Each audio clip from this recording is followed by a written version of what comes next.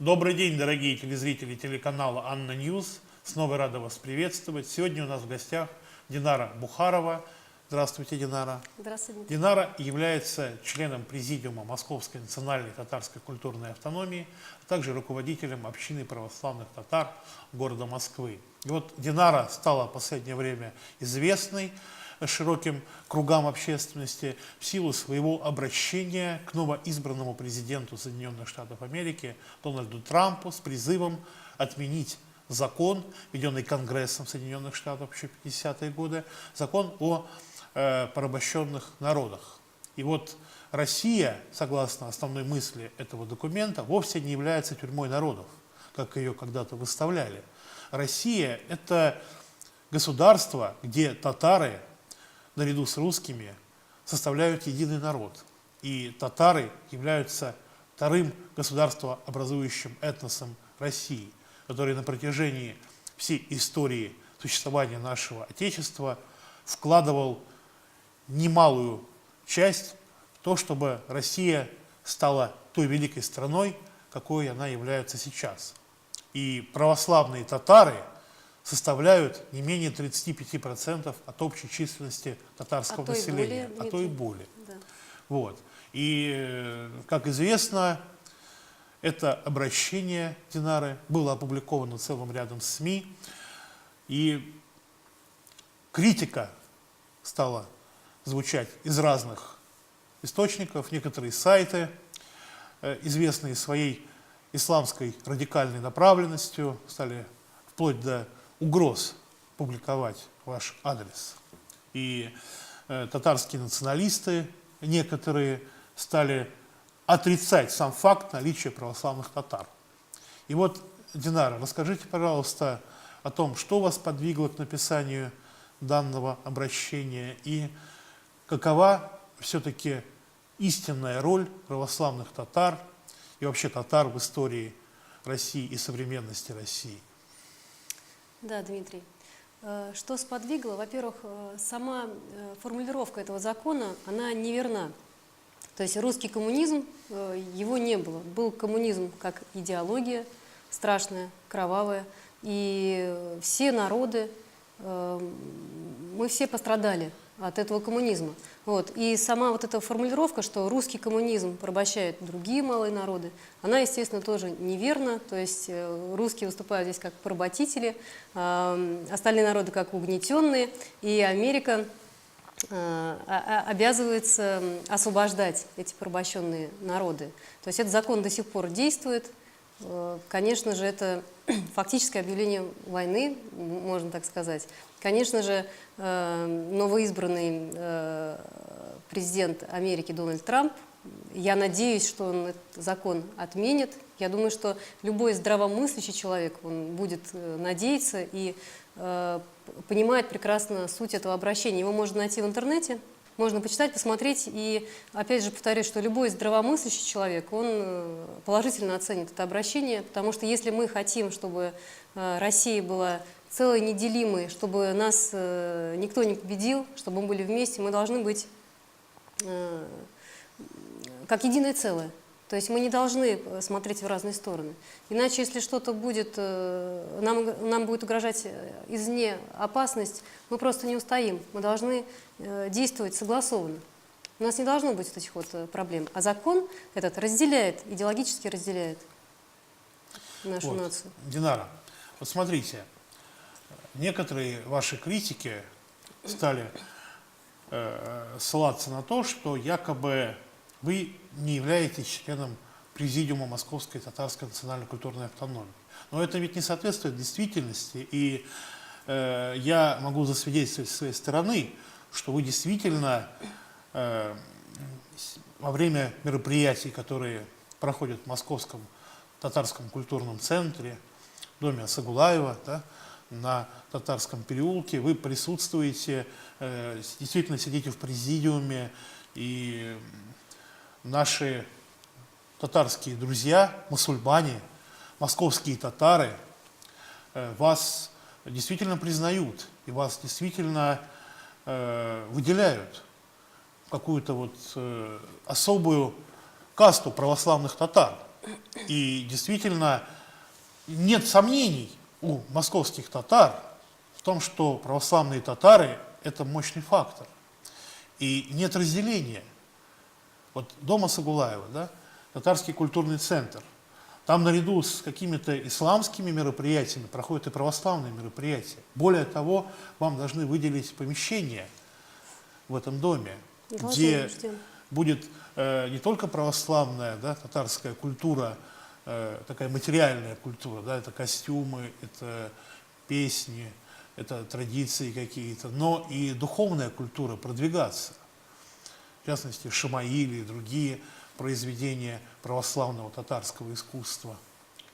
И вопрос в том, к вам, насколько татары-мусульмане и татары-христиане действительно мирно могут уживаться, и насколько ничтожны претензии тех, кто пытается вас разделить. Ведь они ничтожны по сути своей. Дмитрий, здесь хочу я пояснить следующее, что, во-первых, мы вроде как и активно уже много лет действуем, но все-таки о нас сейчас все больше и больше узнают, и пока встречаются с этим новым отношением, потому что всегда татары, все татары знают, что огромное количество крещенных в их среде, в нашей среде. Но как-то не принято об этом было всегда говорить. Считалось, что если человек крещеный, он должен быть в каком-то состоянии, ну, немножечко неравным.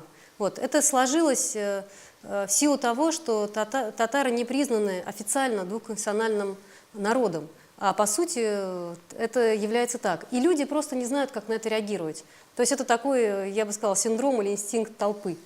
Но вот вы обратились с вопросом относительно православных татар и двухконфессиональности татарского народа к президенту Татарстана Рустему Минниханову. И, наверное, попросим нашу редакцию продемонстрировать нашей широкой аудитории, нашим телезрителям ваш вопрос, который вы задали президенту Татарстана, и его ответ. Давайте посмотрим. Дело в том, что я представляю православных татар Москвы, общину православно-татарскую Москвы. Я также являюсь членом президиума татарской культурной автономии города Москвы. Siz barınızda начальник, bana yok bir şey yok. Мы просто впервые вот участвуем на подобных форумах. Спасибо. Я очень извиняюсь, что вот немножко вклиниваюсь. Вот, Рустам Нургалиевич, хотела вас вот о чем спросить.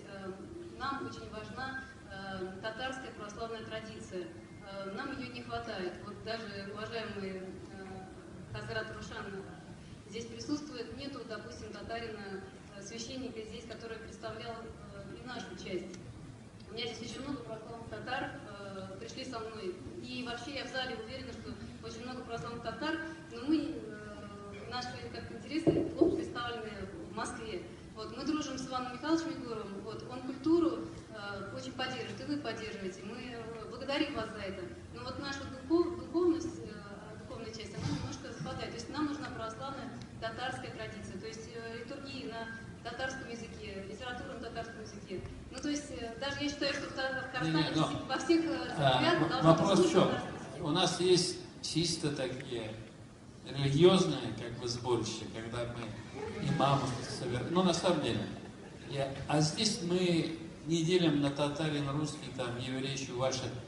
Значит, здесь вот выходцы из Татарстана и те люди, татары, которые живут здесь, тема религиозного воспитания очень важна. Вот, русский ли ты или другой национальности, татарин, особенно нам сложно сохранить свою самобытность, тем более в стране.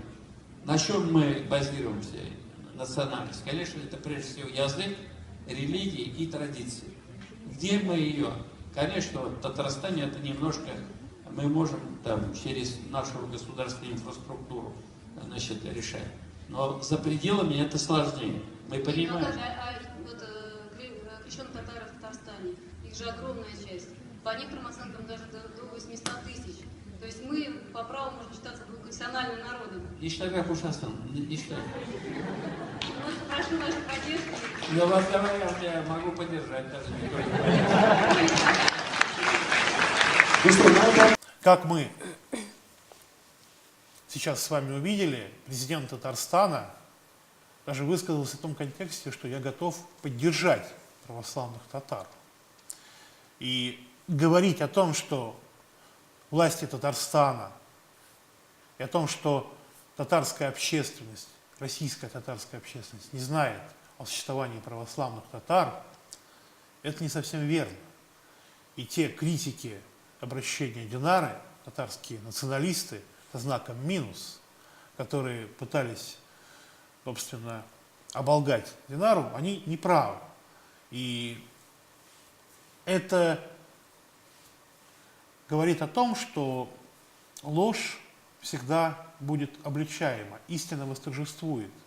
Ложь не может скрываться под личиной правды. Дмитрий, можно я добавлю? Да. Дело в том, что вы очень правильно сказали, здесь обличилась некоторая проблема. Для меня лично было очень большим удивлением увидеть реакцию некоторых, заметьте, некоторых людей, в том числе на Азатлык радиосы, это радио Свободы в Татарстане, да, ресурс такой, там очень многие высказывались негативно, и да, меня это просто поразило, потому что мне кажется, оно для нормального человека нормальное обращение. То есть здесь проявляется некоторая болезненность. Вот, что касается моего обращения даже не с вопросом, а с просьбой к Рустаму Нургалиевичу Минниханову, поясню, 19 ноября, если не ошибаюсь, состоялся форум татарской молодежи, второй форум «Мост Москва-Татарстан». И я, как представитель еще молодежи, там разрешалось задать вопрос. Я совершенно естественно, как человек, тоже представляющий татарскую молодежь Москвы, захотела задать вопрос. Да, действительно, это был даже не вопрос, а скорее просьба. Почему? Потому что, вот как раз я об этом говорила, сложилась некая неестественность, когда огромное количество татар-христиан, поясню, татар этнически крещенных христиан, новокрещенных, которые сейчас свободно хотят исповедовать христианскую веру и, естественно, оставаться татарами, потому что другого варианта просто и быть не может. И процент татар, христиан от смешанных браков, потому что известно, что в 80 случаев такие дети от смешанных браков становятся христианами. По самосознанию они татары, им нравится все татарское, они от этого отказываться не могут, это, мне кажется, вообще абсурдно даже выглядит. Поэтому я задала даже не вопрос, а как бы напомнила о нас, и мне кажется, я увидела какой-то отклик, и у меня есть надежда, и у нас у всех есть надежда, что здесь будет какая-то подвижка. Подвижка в чем? Я просила о татарской христианской традиции. И считаю, что именно развитие этой христианской татарской традиции, оно решит много проблем у нас в Российской Федерации. То есть эти проблемы какие? Будет вот этот вот восполнен духовный голод у христианской, да, части татарского населения. Также это уберет какие-то излишние националистические чувства там, у русского населения, когда люди воочию увидят, что такое церковь, что церковь, что она для всех народов. Понимаете? Потому что татарская христианская традиция, она предполагает службу на татарском языке.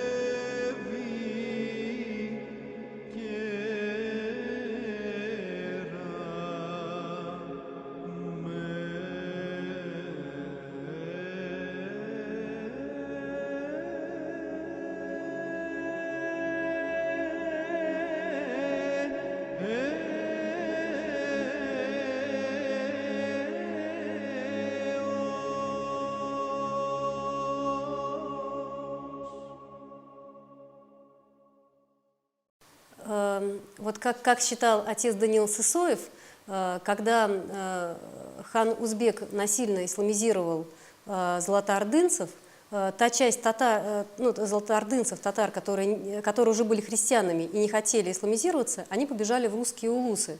И вот по мнению отца Даниила Сысоева, повторюсь, именно татары-христиане дали традицию для русских, именно татарскую христианскую традицию, которая существовала до XIX века. И это традиция единоверческая. Вот сейчас покажут, да, что это такое. Это двухголосный византийский мужской распев. Да? Это возможность омовения перед храмом. Это ковры в храмах. Опять же, служба на татарском языке. Можно сделать частичную службу на татарском языке, потому что в местах, где население смешанное, может быть, надо вводить частичную. Где татары крещеные живут только, можно всю службу проводить на понятном для татар языке, конечно же. В том числе, что еще не сказала, молитва «Отче наш» Атабес, «Эй, киктаги Атабес», «Данлой Булэтерса», «На семей Синенин» и так далее. Это «Отче наш» на татарском языке с воздеванием рук. И именно не пропевать, а проговаривать. Все это традиционно понятно татарскому народу. И это было бы очень полезно на сегодняшний день, вот, ввести эту традицию. Тем более, что уже очень многое сделали для возрождения татарской традиции христианской. Николай Ильминский, отец Василий Тимофеев. Мы надеемся на их прославление и ждем. Вот. Но для всего татарского народа, вот по всей России, да, потому что есть разные группы, разные какие-то есть своеобразие компактного проживания, но должна быть традиция все-таки общая, вот, о которой я сейчас проговорила. Также литература на татарском языке. Вот сейчас покажут изображение Библии, которое вот презентовал владыка Феофан. И вот, пожалуйста, вот распространять, да, Библию, молитвослов на татарском языке, и детские, и взрослые, то есть литература. Да, хотела еще вот заметить, Дмитрий, я выступала на Царьграде, рассказывала о православных татарах. И там в ролик сделали заставку о том, как владыка Феофан говорил о крещенных татарах. Он говорил: дайте мне, крещенные татары, детей своих, я их обучу, и вот вам мы будем развивать традицию. Я здесь немножко хочу пояснить, что для того, чтобы крещенные татары дали своих детей, у них то есть они должны понимать, куда они отдают своих детей и зачем отдают. Я к чему это говорю? Что среда совершенно не воцерковленная. Для того, чтобы родители, мама и папа отдали своих детей в священство, они должны это понимать. Для многих это вообще пугает, и многим это непонятно. Человек должен быть достаточно воцерковлен.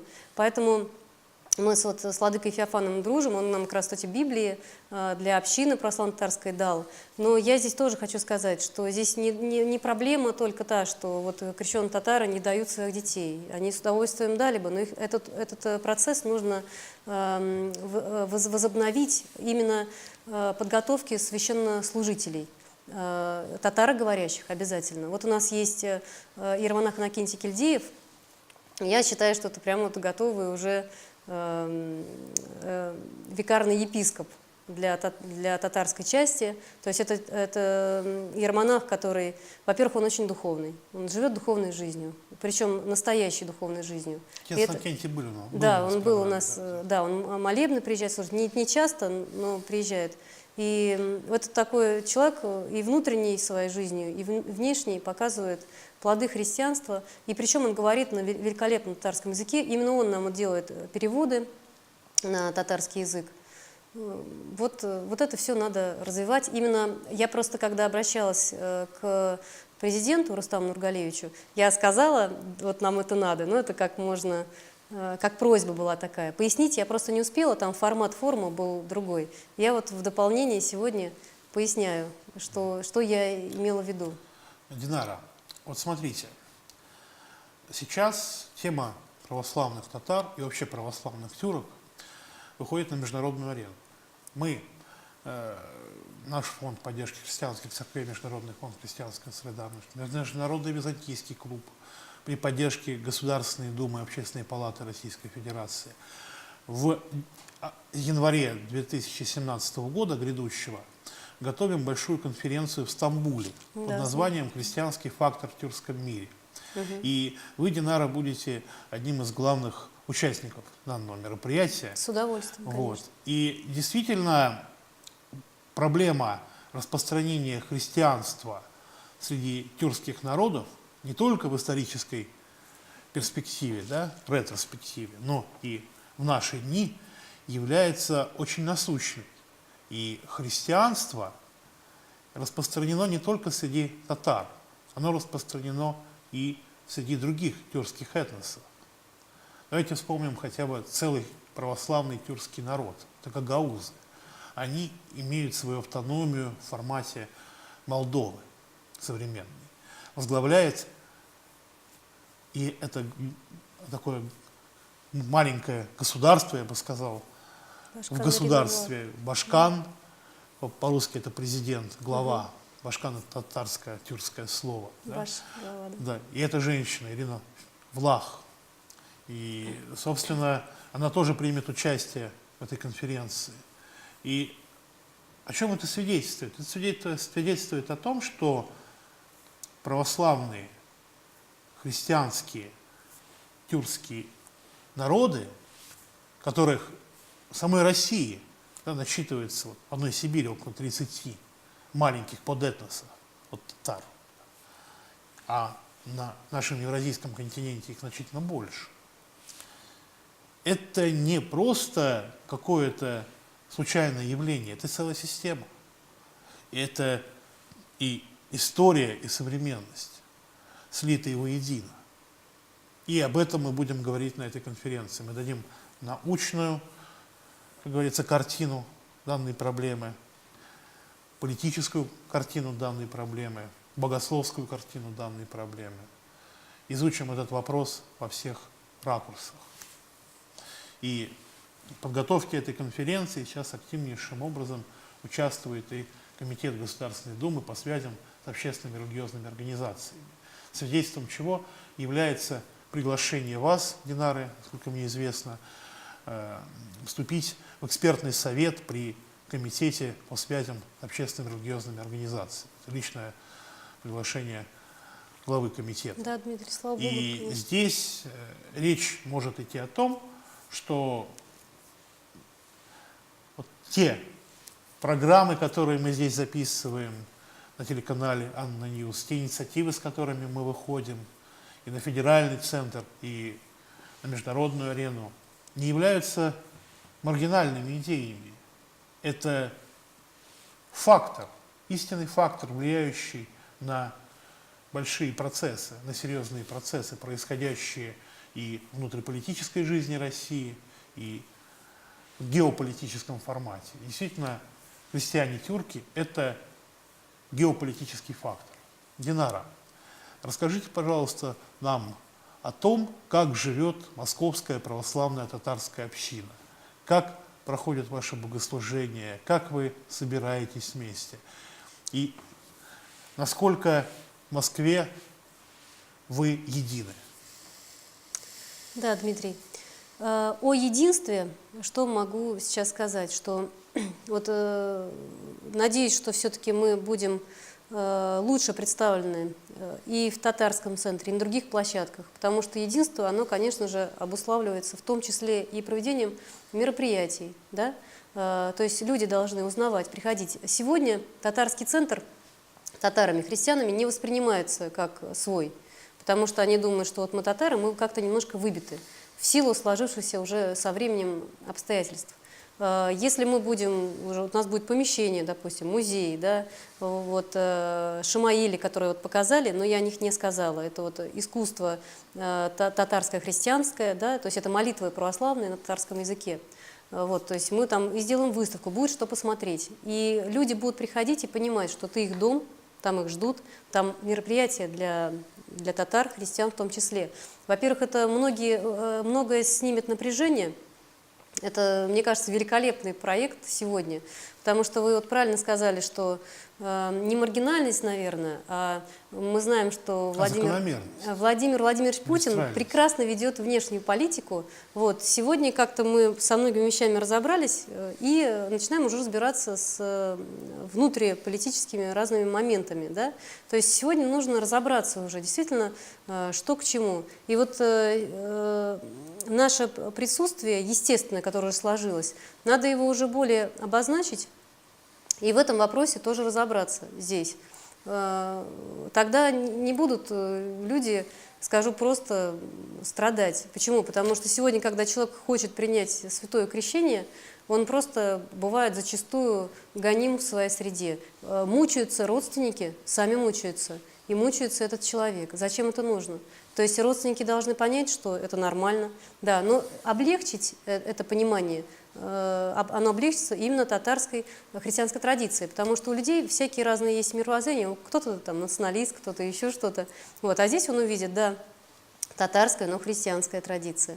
Вот, и то есть мы планируем, что будут у нас уже более какие-то серьезные мероприятия, что мы планируем провести конференцию большую в татарском центре обязательно, и вообще их проводить периодически с приглашением из разных регионов татар крещенных, в том числе из Башкортостана, обязательно, из всех регионов Российской Федерации, обязательно.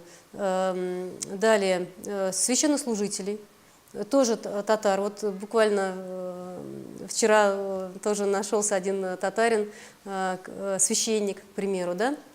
Конечно же, когда мне спрашивают, вот вас нет, вас мало, ну, нам надо собраться. Вот когда я сейчас как-то уже заявила о нашей теме более громко, не то, что вот мы там какая-то община маленькая, где-то что-то делаем, а уже на серьезном более уровне люди начинают собираться. И вот та огромная масса, о которой я говорю, совершенно спокойно, потому что я знаю, что это просто массовое явление. Во-первых, что татары просто крестятся, да, плюс и этнических еще татар, как много, я везде тоже об этом говорю. И Конечно, сейчас подтянутся люди, объединятся, и будем что-то уже более серьезное проводить. Но это процесс, который мы будем встречать, конечно же, и какие-то препятствия, непонимание. Я к этому отношусь спокойно. Это естественные процессы, которые необходимо преодолеть нам всем вместе. Если мы хотим строить единую, русскую, здоровую такую нацию, где, как вот сказал очень хорошо, был у вас в студии Павел Зарифуллин.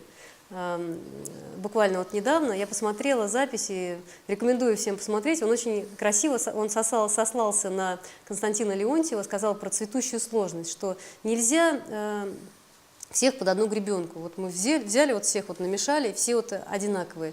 Мы хороши и прекрасны вот в этой цветущей сложности. То есть вот этот элемент нужно сохранять. Для татарского народа я как раз и предлагаю вот эту татарскую христианскую традицию, которая эту цветущую сложность проявит, выявит, чтобы татарский народ был не сломлен, потому что не нужно отходить от того, что тебе привычно. Ты просто принимаешь Христа и живешь по заповедям, а все твои традиции, ты не стал каким-то иным другим человеком в плане своих традиций, они должны остаться тем же. К примеру, я вот не упомянула, я считаю, что обязательно надо крестить с именами, которые даны при рождении, при желании. То есть, если кто-то хочет взять по святцам, да, дополнительно покровителя себе, святую Дарью, Евгения, Дмитрия и так далее. А кто-то, допустим, хочет сохранить свое имя при крещении. Фарид, Эльмира, Эдуард, Марат. Пожалуйста, вы можете остаться со своим именем и выбрать себе сами покровителя.